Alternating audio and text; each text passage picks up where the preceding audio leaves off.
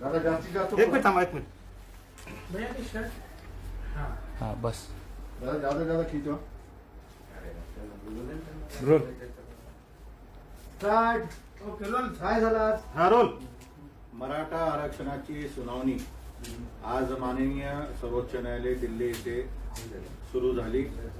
या सुनावणी दरम्यान राज्य सरकारच्या वतीने रिस्पॉन्डेंट नंबर 3 म्हणून माझ्या वतीने व विरोधकांच्या वतीने तात्काळ सुनावणी घ्यावी यावर चर्चा करण्यात आली. या सुनावणी दरम्यान सरकारी वकील रोदगी साहेब यांनी सांगितलं की अद्यापही व्हर्च्युअल हिअरिंग मध्ये अडचण येत आहे.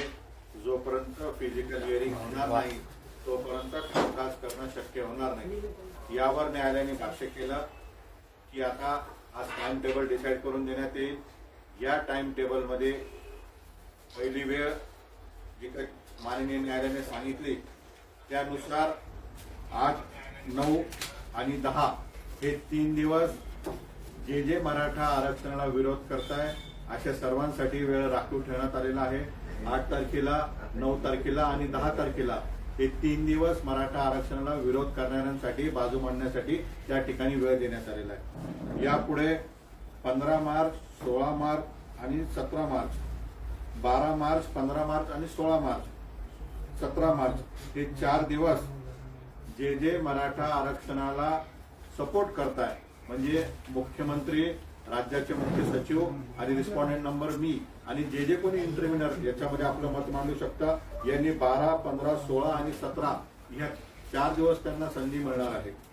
18 तारखेला याच्यामध्ये केंद्र सरकारच्या वतीने बाजू मांडण्यात येणार आहे. केंद्र सरकारला देखील पार्टी करण्यात आलेला आहे.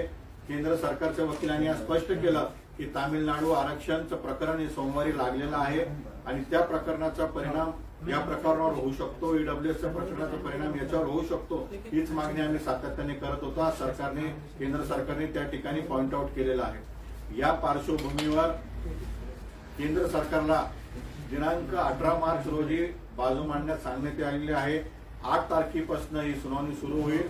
8 तारखे ते 18 तारखेपर्यंत या सुनावणीचा कालावधी निश्चित करण्यात आलेला आहे.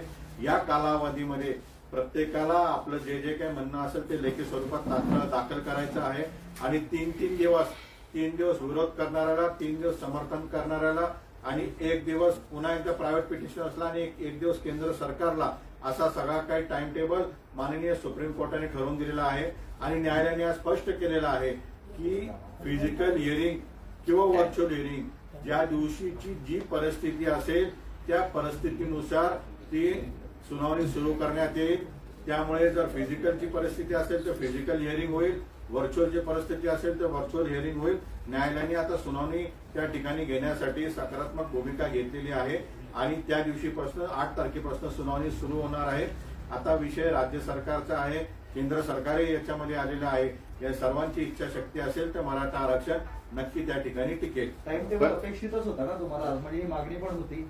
सातत्याने आमची हीच मागणी होती की टाइम टेबल माननीय न्यायालयाने निश्चित करावा. आमची तर तयारी आजची देखील होती की आजची आज माननीय न्यायालयाने सुनावणी सुरू करावी, परंतु न्यायालयाने 8 तारीख ठरवून दिलेली आहे. त्यामुळे 8 तारखेपासून आम्ही त्या ठिकाणी तयारी सुरू केलेली आहे. पण आता शेवटी एक शेड्यूल सुप्रीम कोर्टाने लावलं, याचा अर्थ असा आहे की आता पुढील सुनावणी सुरळीत आणि नियमित होईल अशी आशा आहे. निश्चित माननीय सुप्रीम कोर्टाने वेळ ठरवून दिलेला आहे, दिवस ठरवून दिलेले आहे. 3 दिवस, 3 आणि 4 दिवस आणि 1 दिवस असे तिघांना ठरवून दिलेले आहे. त्यामुळे निश्चित याच्यामध्ये सुनावणी सुरळीतपणे सुरू होण्यासाठी आम्हाला मदत होईल. पण आता कोर्टाने हे नाही फिजिकल का व्हर्च्युअल याबद्दल काय संभ्रम आहे, कोर्टाने काय म्हटलं? कोर्टाने स्पष्ट सांगितलेलं आहे की जशी परिस्थिती देशामध्ये उद्भवल, जर देशामध्ये परिस्थिती राहिली फिजिकलची तर फिजिकल घेऊ, देशामध्ये कोरोनाची परिस्थिती राहिली व्हर्च्युअलची तर व्हर्च्युअल घेऊ, परंतु सुनावणी आता आम्ही घेणार आहोत. त्यामुळे त्या दिवशीच्या परिस्थितीवर ती परिस्थिती अवलंबून असेल. मात्र वेळापत्रकामुळे तुझं समाधान थोडं म्हणता येईल आपल्याला. निश्चित काय आपण जर बघितलं की मागच्या काळामध्ये मराठा आरक्षणाचा उपयोग 6.5 ते 7% कमी विद्यार्थ्यांनी मागच्या 3 वर्षामध्ये घेतला. याचं कारणच एक होतं की मराठा विद्यार्थ्यांमध्ये एक भीतीचं वातावरण आहे की आपण जर आरक्षणात भाग घेतला आणि ते जर आरक्षण रद्द झालं तर आम्ही नेमकं काय करायचं. यामुळे मराठा समाजाने एक पाऊल पुढे टाकून मागणी केली होती की तात्काळ सुनावणी घ्यावी व ही सुनावणी घेऊन सोक्ष मोक्ष लागावा. हायकोर्टात जसं आरक्षण टिकलं तसंच केंद्र सरकारच्या वतीने राज्य सरकारच्या वतीने सुप्रीम कोर्टात टिकवण्याचा प्रयत्न करावा आणि हे टिकलं तरच येणाऱ्या पिढीला फायदा होईल. असा अर्धा अधुरा आरक्षण घेऊन का उपयोग होणार नाही. राज्य सरकारची तयारी नव्हती असा आरोप आपण प्रत्येक वेळेस करत आलेला आहे. तर आज राज्य सरकारने भूमिका काय मांडली आणि त्यावर तुमचं काय? आज राज्य सरकारला भूमिका मांडण्याचा उपयोगच नव्हता किंवा विशेष नव्हता. आज माननीय न्यायालयामध्ये ज्यावेळेस विचारणा केली की नेमकं सगळ्यांची तयारी झालेली आहे का, जर सगळ्यांची तयारी झालेली आहे तर नेमकं आता कधी कामकाज सुरू होणार आहे याच्यावर सगळ्यांनी सकारात्मक त्या ठिकाणी मुद्दे मांडलेले आहे. आता प्रश्न एवढाच आहे की राज्य सरकारने इच्छाशक्ती ठेवावी व जे जे करावं लागतं जसं जसं करावं लागतं तसं तसं करावं व आरक्षण टिकवावं. तर आता राज्य सरकार सुप्रीम कोर्टाने टाइम टेबल ठरवून दिलेला आहे. तर मग आता काय जबाबदारी राज्य सरकार आणि तुमची? तर बघा, आमची तयारी पूर्ण झालेली आहे. आम्ही जे जे काही दाखले द्यायचे इंदिरा साहनी खटल्याचे जे जे दाखले द्यायचे 50% मर्यादाचे, आज योगायोगाने तो मुद्दा चर्चेत आला जो आम्ही पहिल्या दिवशी मागणी केली होती. आम्ही न्यायालयाला सांगितलं होतं की तामिळनाडूला एक न्याय, महाराष्ट्राला एक न्याय, ईडब्ल्यूएसला एक न्याय, महाराष्ट्राला एक न्याय हा होऊ शकत नाही. या पार्श्वभूमीवर न्यायालयाने ती देखील विचारणा केलेली आहे.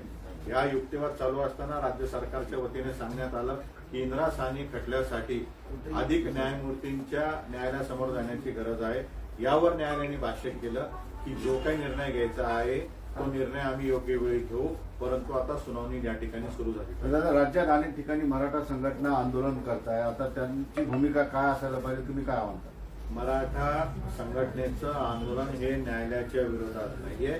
मराठा संघटनेचं हे आंदोलन राज्य सरकारला जाग आणण्यासाठी आहे, त्यांना जाणीव करून देण्यासाठी आहे. ते पालक आहेत आणि पालक म्हणून जे जे त्यांच्या हातामध्ये आहे आरक्षण उठवण्याचा प्रयत्न त्यांनी केला पाहिजे, आरक्षणावर स्थगिती उठवण्याचा त्यांनी प्रयत्न केला पाहिजे आणि राज्य सरकारने हातात असलेल्या सर्व सवलती दिल्या पाहिजे. याच्यासाठी हे आंदोलन आहे, न्यायालयाच्या विरोधात नाहीये. आणि हे आंदोलन जोपर्यंत मराठा समाजाच्या मागण्या मान्य होते तोपर्यंत तीव्र गतीने हे चालूच राहणार आहे. ते तारीख पे तारीख सुरू असल्या आता त्याच्यामुळं मराठा समाज संतापलेला दिसतोय. आजपासूनच अनेक ठिकाणी आंदोलन सुरू आहेत, कुठं मशाल रॅली सुरू आहे, काही वेगवेगळे आंदोलन हाती घेतले आहेत. उद्यापासूनही औरंगाबादमध्ये आंदोलन असणार आहे. मग हे आंदोलन असंच या महिनाभरात चालू राहणार आहे का? मराठा समाजाचं आंदोलन हे मागील अनेक दिवसांपासून अनेक काळापासून चालू आहे. याच्यामध्ये प्रामुख्याने एकच विषय आहे की जोपर्यंत आमची मागणी मान्य होत नाही तोपर्यंत आम्ही आंदोलन हे करणार आहोत. वेगवेगळ्या ठिकाणी जमेल तसं कोविडच्या परिस्थितीमध्ये कोणालाही त्रास न देता हे आंदोलन करण्याचा प्रयत्न मराठा समाज करत आहे.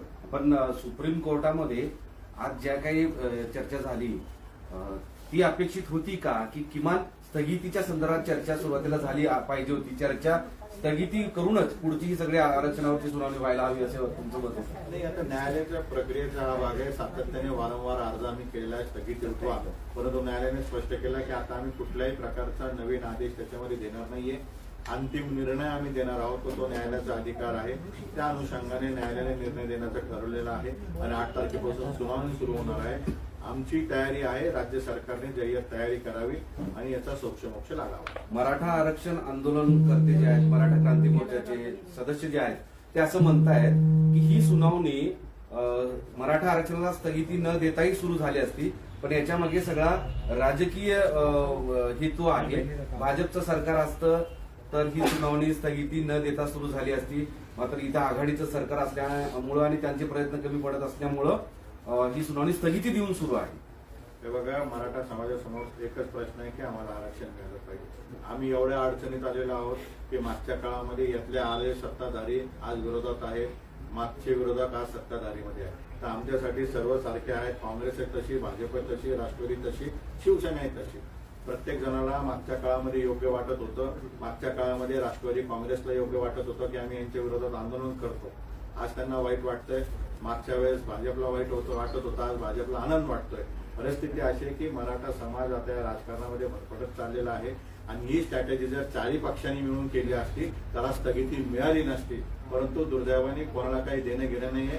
तारीख आली तर मराठा आरक्षणावर चर्चा होती, तारीख गेली तर मराठा आरक्षणाचा विसर पडतो. आता 8 मार्चला जेव्हा प्रत्यक्ष सुनावणी सुरू होईल तेव्हा स्थगिती द्या ही पहिली मागणी राज्य सरकारच्या वतीनं तुमच्या वतीनं असणार आहे का? आणि त्यानंतरच्या चर्चा सुरू राहू द्या. मग स्थगिती द्या मागणी आम्ही कसं काय करणार? स्थगिती उठवा हीच मागणी आहे. स्थगिती उठवा. स्थगिती उठवा हीच मागणी आम्ही करणार आहोत. आणि स्थगिती उठवण्यासाठी ती का उठवण्यात यावी याचं लेखी जे काही म्हणणं आम्हाला न्यायालयाने दाखल करायचं सांगितलेलं आहे ते आम्ही सर्व त्या ठिकाणी दाखल. जरा या आरक्षणाचा विषय फार लांबत चाललेला आहे. पोरांचा संयम सुटलेला आहे, एकाने आत्महत्येचा प्रयत्न केलेला आहे. तुम्ही तरुण पोरांना काय आता संदेश द्याल? तुम्हाला ऐकताय सगळं. आम्ही सर्वांना हात जोडून विनंती करतो की हे मराठा आरक्षण हे आपल्यासाठी आहे, तुमच्या आणि माझ्यासाठी आहे. मागच्या काळामध्ये 6.5 ते 7 लाखापेक्षा कमी उपयोग आपण केला. आपली मानसिकता मी समजू शकतो, परंतु एक एक जीव महत्वाचा आहे, एक एक प्राण महत्वाचा आहे. जर असं कोणी पाऊल उचललं तर ह्या संघर्षाला काही अर्थ राहणार नाही. कोणी असं पाऊल उचलू नका. भारतामध्ये लोकशाही जिवंत आहे आणि आपल्याला कायद्याच्या चौकटीत टिकणारं आरक्षण हे मिळणार आहे. कारण मराठा समाजाचा मागासपणा सिद्ध झालेला आहे.